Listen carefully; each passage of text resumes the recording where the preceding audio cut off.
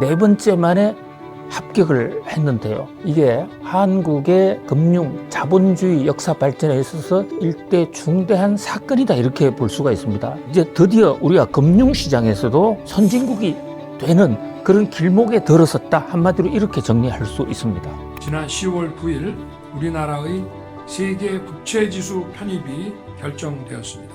전 세계 2조 5천억 달러 규모의 국채 투자 인덱스에 당당히 이름을 올리며 우리 자본시장에 폭과 깊이를 더해줄 물길이 열렸습니다.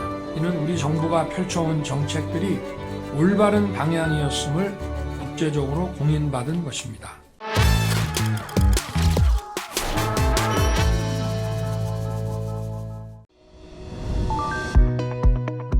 나라별로 신용도가 다르기 때문에 어떤 나라 채권은 좀 불안하고 어떤 나라 국채는 좀 안전할 수가 있습니다. 그래서 투자자들에게 가이드라인을 하나 주는 거죠. WGBI라는 지표는 런던 증권거래소와 파이낸셜 타임즈가 합작해서 만든 회사에서 만드는 지표입니다. 근데 여기 들어가기가 그렇게 쉽지가 않습니다. 그래서 여기 들어가려면 일단 그 나라 경제, 거시경제 지표가 상당히 우수해야 되고, 또 금융시장이 개방되어 있어서 누구든지 접근할 수 있어야 되고, 또 그 시스템이 발전되어 있어야 되고, 이 밖에도 여러 가지 요구사항이 많습니다. 그래서 우리나라가 WGBI에 들어가려고 많은 노력을 했었어요. 그런데 번번이 아쉽게도 실패했습니다. 네 번째 만에 합격을 했는데요. 이게 한국의 금융 자본주의 역사 발전에 있어서 일대 중대한 사건이다, 이렇게 볼 수가 있습니다. 그만큼 우리가 제조 분야라든지 일반 경제 부분에서는,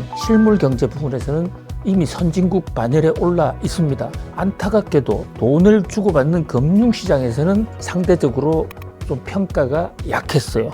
외국 자본이 들어오면 우리나라 채권이 그만큼 쉽게 팔리니까 채권 시장에서 금리가 떨어집니다. 금리가 떨어지면 서민들이 생계, 자금 부담이 줄어들죠. 정부가 돈을 쉽게 구할 수 있는 것뿐만 아니고 금리도 떨어진다. 국가 신용도도 굉장히 개선된다. 그런 면에서 자본시장에서 획기적으로 우리나라가 주도적인 국가로 우뚝 설 수 있는 중대한 교두보가 될 수 있습니다. 그러니까 이제 드디어 우리가 금융시장에서도 선진국이 되는 그런 길목에 들어섰다, 한마디로 이렇게 정리할 수 있습니다.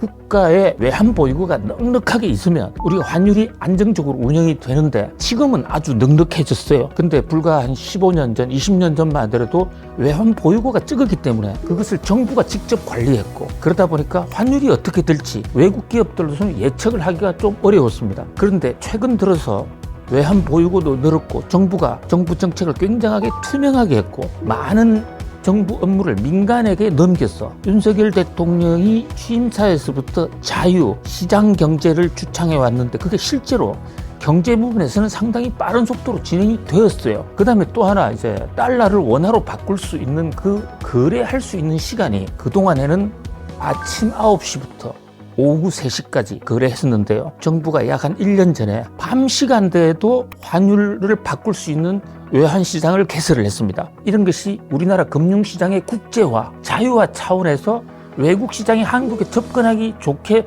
시장을 열어준 겁니다. 이런 것들이 최근에 많은 변화가 있었고, WGBI 입장에서 볼 때 이제 한국은 선진국으로 같이 거래할 만한, 우리의 어깨동무를 같이 할 수 있는 동료가 됐다 라고 판단을 했고, 가장 중요한 것은요, 한국 정부가 재정을 굉장히 긴축적으로 운영한 겁니다. 지금 우리나라 재정은 정부가 긴축 재정을 계속 해오면서 우리나라의 재정 안정도가 다른 나라보다 상당히 높습니다. 최근 한 2, 3년간 코로나 때문에 다른 나라들의 재정 건전도가 아주 악화가 됐는데 우리는 상대적으로 상당히 건실하다, 이런 평가를 받게 된 겁니다. 그런 면에서 그동안의 자유시장 경제의 기조, 민간 기조, 재정 건전화, 시장 개방, 이런 것들이 국제사회에서 인정을 받아서 WGBI에 들어갈 수 있게 됐다, 이렇게 평가할 수 있습니다.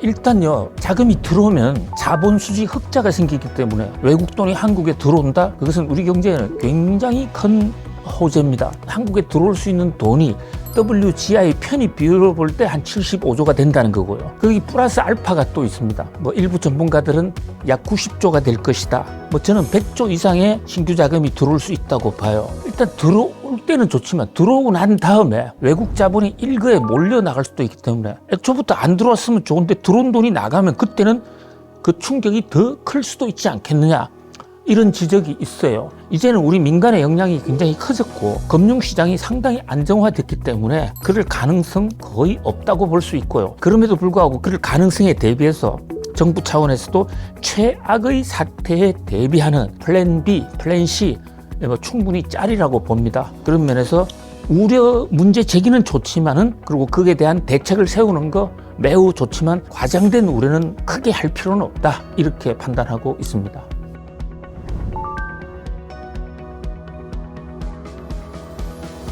FTSE라는 그 기관, 요거는 런던 정권거래소와 영국의 파이낸셜 타임즈라는 세계적인 경제신문 두 개가 공동으로 만들어서 세운 국제금융지수관리회사인데요. 세계적으로 굉장히 공신력을 받고 있고, FTSE의 선진국 지수라는 게 있습니다. 주식 선진국 지수. 우리나라는 지금 FTSE의 주식 선진국 지수에 들어가 있어요.